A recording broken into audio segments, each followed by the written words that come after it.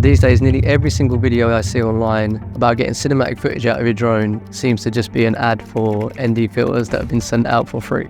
And you want your footage to look more cinematic, there's just one more thing that you're gonna need. ND filters. ND filters if you want to have a good looking image. Freewell sent these out to me. For full disclosure, my friends at Freewell sent me these. FPV Gear actually just recently sent me these filters. Now, of course, whilst ND filters are important for getting that correct motion blur and therefore that cinematic look, there's definitely much more that goes into getting those cinematic looking FPV shots, and that is exactly what I'm going to run through in this video.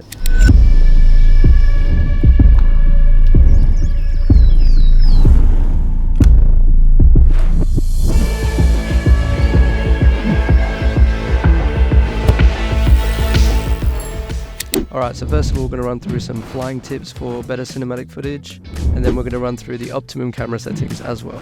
And also stick around till the end of the video, as I'll also be giving you some extra bonus post-production tips as well. Sip of coffee first. Alright, so flying an FPV drone up in wide open air is a good place to start, but for cinematic FPV, it's sort of pointless. To really be getting those epic cinematic shots, you want to be practicing as much as possible to go through gaps, fly close to things, and getting as close to the ground or your subject as possible. So here's a practical tip I can give you about how to fly through gaps, especially in the beginning. It's a tip that I learned from Nerk FPV. Basically, when you're flying through gaps, and especially many gaps in a row, it can be nerve-wracking, especially when you're first starting out. So obviously the standard advice is, don't panic, stay calm, blah, blah, blah, blah, blah, blah, blah. But more of a practical advice that he gave that always stuck with me is that you need to be seeing through the gap you're flying towards, which means don't focus on the actual gap, focus on the bit after it, so through it. And as soon as I heard this piece of advice, it massively changed how I approached flying through gaps, and it just became a lot easier for me, as focusing on the bit after the gap naturally made me just fly through the gap much smoother, and then it also just made me ready for the next possible gap that could be approaching very quickly. And another bit of advice to help you with this is that you can turn on the center point in your goggles as well to make sure that you're lining up the middle of the gap you're going through with the center point, and it would just make sure that you have that little bit of extra security with that lined up center point. Also, another really good piece of advice is if you are going to be looking to fly close to things and going through gaps, you just have to be fully committed to it and don't go in it half-heartedly, otherwise bad things can happen. Just back yourself, give yourself the best possible opportunity, be committed, and you'll be more successful more often than not. So there is always that temptation when flying an FPV drone to get a bit twitchy with the sticks, especially when you start watching some freestyle legends. And that's great if you're freestyling. However, always remember that cinematic footage and cinematic FPV is not so much about showing off the skill level of the pilot, the tricks you can do and the maneuvers you can do. It's more about what you're actually filming and having a purpose behind the shot, such as showing off a property, a landscape, or a talent. So therefore, always remember that smooth, gentle, and flowy movements are what's going to please your viewer. So no sharp, erratic turns or flips and rolls, or not too many anyway, as they just cause motion sickness to the regular non-FPV Joe. So a practical tip for this is, if you're starting out, you're probably going to want to adjust your rates to have slower rates for flying smoother, which just means that you have less sensitive sticks, especially in the center of the sticks, and just generally setting a bit of a higher expo will make it less sensitive towards the middle of the sticks, which is usually better for slower and smoother cruising flying, which you will typically do with a Cinewhoop like the DJI Avata. And here are my rates, by the way. If you are curious, you can just pause the screen now. Now, despite what I said in my last point, I do think there are a couple of freestyle moves that you should try and master for cinematic purposes. One of them being the Split S, which is a classic basic freestyle move, but it's a very useful one in cinematic FPV, as if done smoothly, it can be a way to change direction in a more dynamic way than just turning your yaw to turn. It can be a way to dip, dive down and turn. Dodge, duck, dip, dive, and dodge. And it will allow you to fly, say, over subjects whilst turning in the air to come back the other way, lower to the ground. It's something that you'll quite often see in car chases, for example. The next one I think that you should try and master is orbiting, which, you know, simple enough, but obviously again, orbiting in a smooth way that keeps the subject as much as possible in the center of the frame, and again, not too crazy fast. We're trying to keep things slow and cinematic here. And the last one I would say is the good old-fashioned dive, which just looks insane when it's done well. I feel like the dive is that kind of shot that kind of got everyone into FPV, diving down cliffs, Johnny FPV, all that stuff. So definitely one you want to like build yourself up to and get that adrenaline rush. Planning your shot before you take off. This just goes in general for filmmaking, but for drones especially, have some idea of the line that you would like to shoot before you take off. Sometimes I see FPV footage that just looks a bit aimless and doesn't lead to anything. And I've been guilty of that myself. If you have, let's say, a space to show off, try and figure out a line that keeps the attention of the viewer a lot longer and that avoids repeating the same area more than once. And also I feel like with cinematic FPV, it's not about making it jarring with any sudden quick turns. The best shots are often flowing, so knowing your line beforehand can help with this. If I'm not able to see the space that I'm flying in well enough beforehand, or if there's no time to decide the line, then normally what I'll do is just take off and maybe do a slow exploration flight first with no risk involved, just to get an idea and also get, you know, warmed up. Because no matter what happens, no matter how experienced you are, always when you take off to start your first flight, you do need to get a little bit warmed up and, you know, get your adrenaline under control. With the DJI Avata battery life, I find that it's easier to do this, as, you know, you can use maybe 25 or 30% of one battery to do, let's say, an exploration recce, stay in the air and get started with your actual flight. Whereas with my other FPV drones or FPV Cinewhoops, it would more likely be like a full battery, have to come back, reset, and then start my main flight. Have a subject to focus on. Having a subject to focus on, it doesn't have to mean you need a person in the shot, but definitely something that the shot is trying to show off, or a point of interest for the shot, let's say. Like for instance, a particular building you're trying to show off, or a particular part of nature like a waterfall, or something that the shot is leading up to reveal.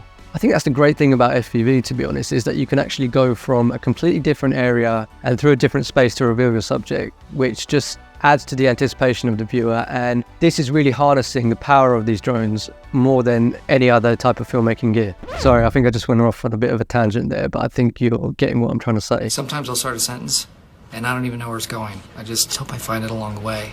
Other tips that I'd suggest for cinematic footage are, if you have a choice, try and get your flights at the best lighting times of the day, such as golden hour, to really give it that cinematic feel with the lighting. And also look for leading lines. So for example, if you're out in the mountains, then look for those gaps in the mountains or those ridges and maybe flying across the line of a ridge. Things like that. Potentially looking for other symmetrical areas, such as if you're in a forest, flying through the middle of trees. Now let's talk about camera settings. Firstly, exposure. So here is a quick breakdown. Personally, I try and use manual settings as much as I can by locking my ISO to 100, which is the minimum. And I'll normally have my shutter at 1/100 for that nice consistent motion blur. And then with those settings, if you're flying outdoors, naturally you're going to be very overexposed.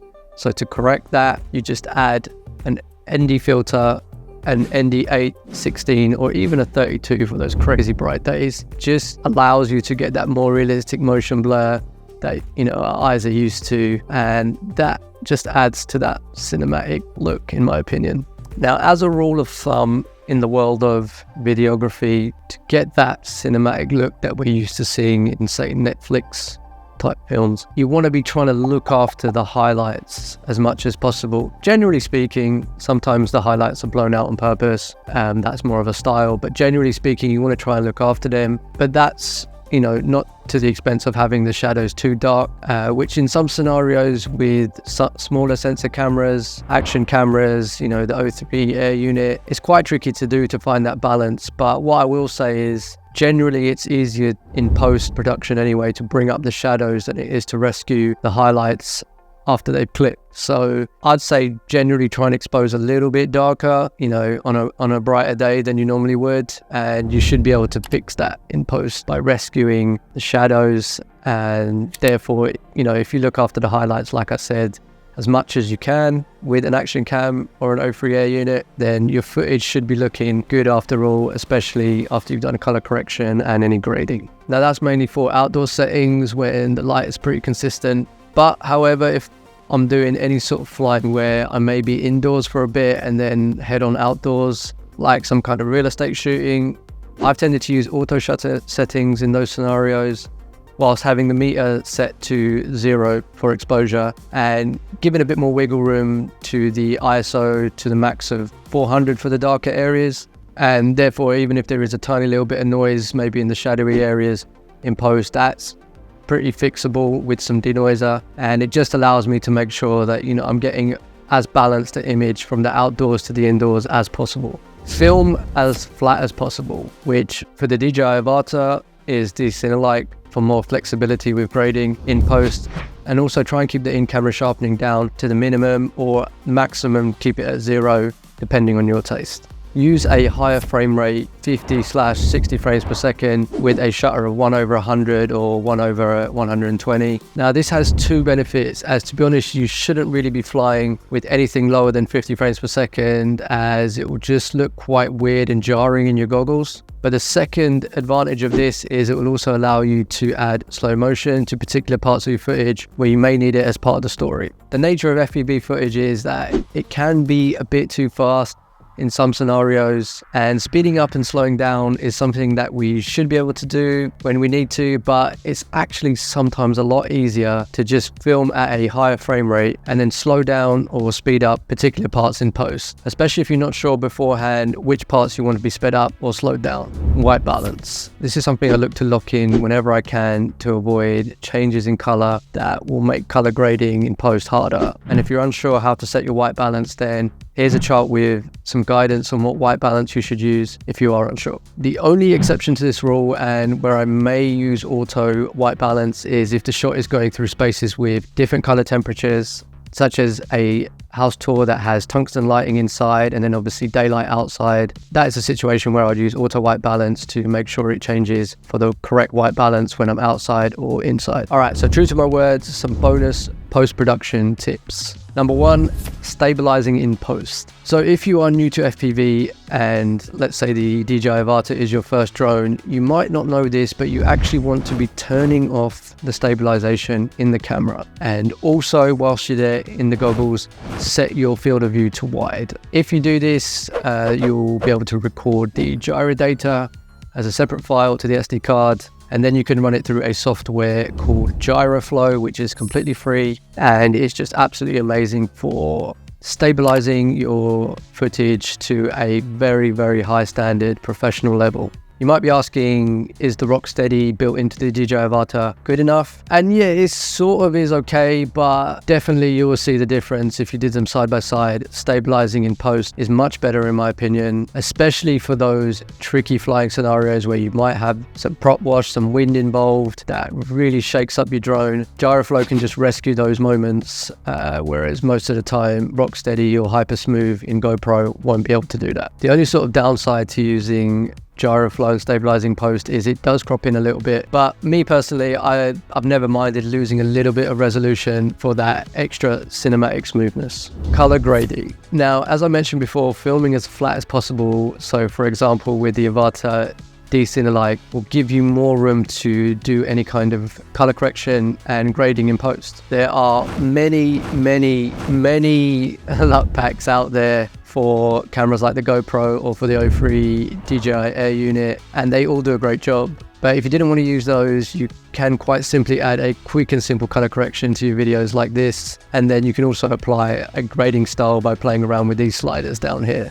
Speed ramping. Believe me, this is not always necessary, and quite often it's very overdone. I myself have been guilty of overdoing this in the past, but I do believe there are some scenarios where speed ramping your FPV footage can enhance the viewer experience. Speed ramping parts of your clips can help skip the parts that are less interesting to get to the more interesting parts. And the last one is adding sound effects.